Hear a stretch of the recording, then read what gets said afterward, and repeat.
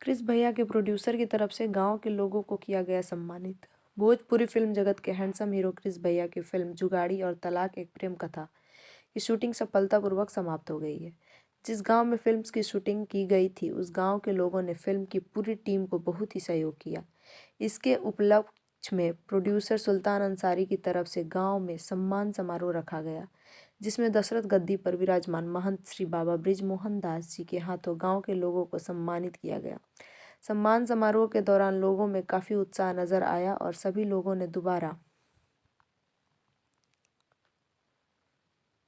इस गांव में शूटिंग करने की बात कही और यह भी कहा कि हम लोगों को फिल्म का आने का इंतज़ार है।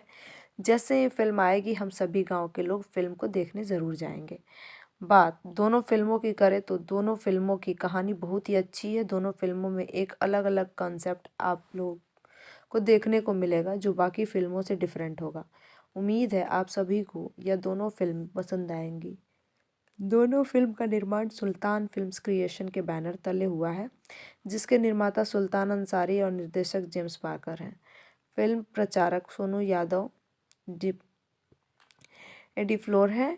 फिल्म में मुख्य भूमिका में क्रिस भैया, अनुष्का तिवारी, गरिमा मौर्य आदि कई कलाकार नजर आएंगे। पीआरओ सोनू यादव। जुड़े रहिए बूम भोजपुरिया के साथ।